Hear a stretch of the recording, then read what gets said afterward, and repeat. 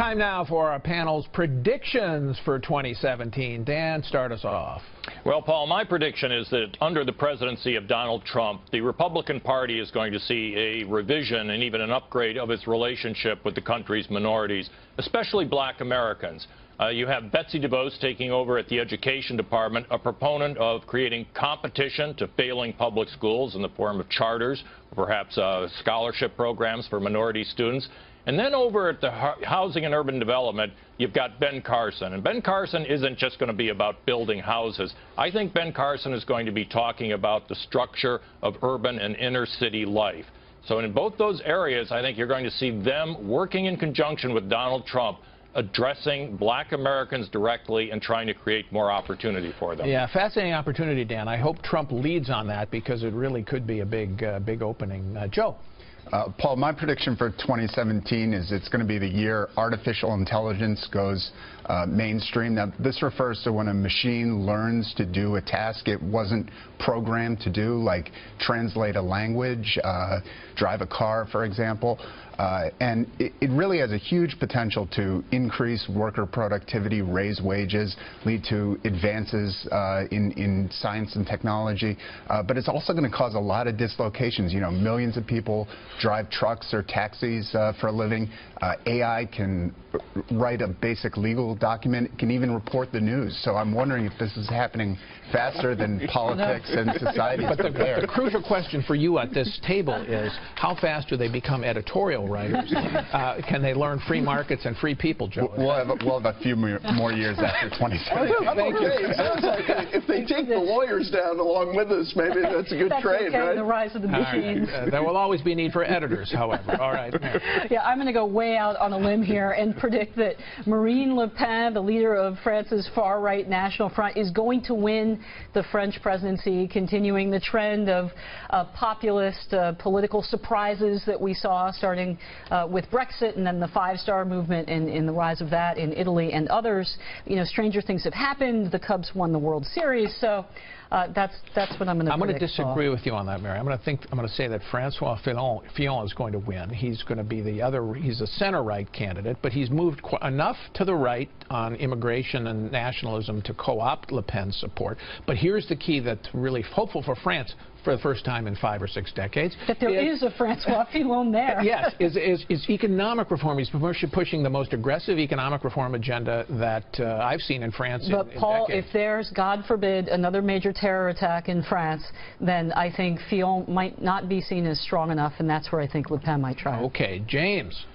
I think a word is going to come back into our economic discussions in 2017, and that word is inflation. I don't think it's going to be a raging inflation, but I think this is going to be a factor again. As we see the economy reviving, I think it will. All of this money that's been created by the Federal Reserve the last 8 years or so, I think that starts to have an impact. Banks are going to feel, under Trump, I think maybe a little more free to lend, a little regulatory restraint there. So I think the next step probably to watch for some inflation. That's interesting. My prediction is that President Trump will cut a deal with Vladimir Putin. He'll, in return for getting some Putin help against jihad and Islamic State, he will cut a deal in which he gives sanctions relief to Putin, kind of ignores what's been happening in Ukraine, and lets him have his way in Syria, and says, all right, as long as you don't touch NATO, we can work together. The problem with that is Putin never keeps his word, but I think Trump wants to do that deal.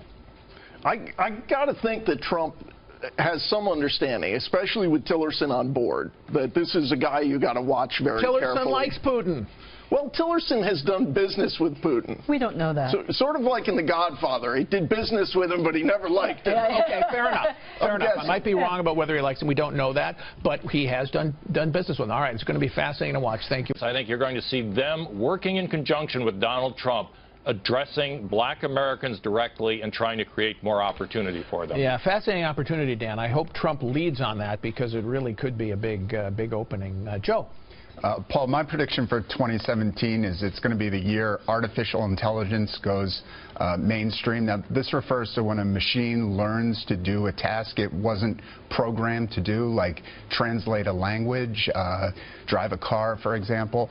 And it really has a huge potential to increase worker productivity, raise wages, lead to advances in science and technology. But it's also going to cause a lot of dislocations. You know, millions of people drive trucks or taxis for a living.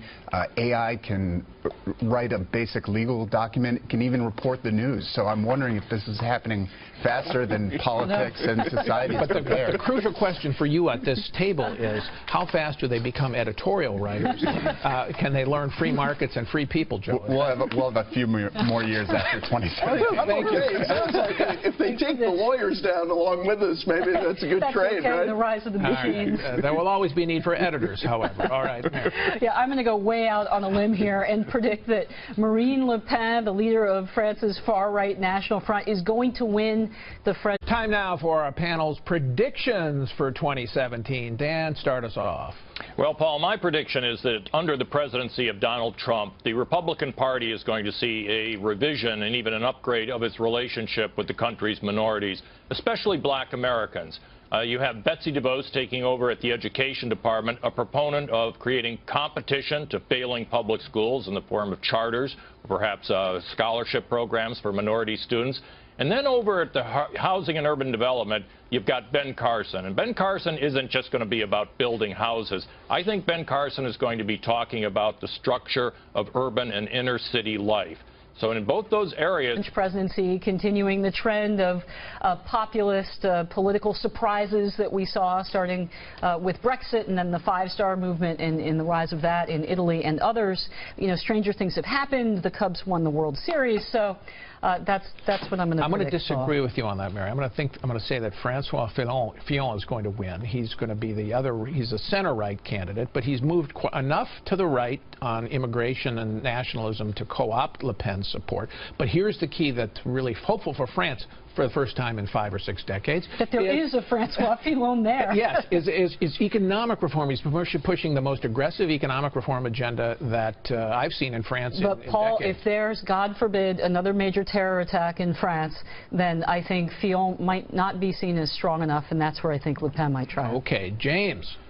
I think a word is going to come back into our economic discussions in 2017, and that word is inflation. I don't think it's going to be a raging inflation, but I think this is going to be a factor again. As we see the economy reviving, I think it will. All of this money that's been created by the Federal Reserve the last 8 years or so, I think that starts to have an impact. Banks are going to feel, under Trump, I think maybe a little more free to lend, a little regulatory restraint there. So I think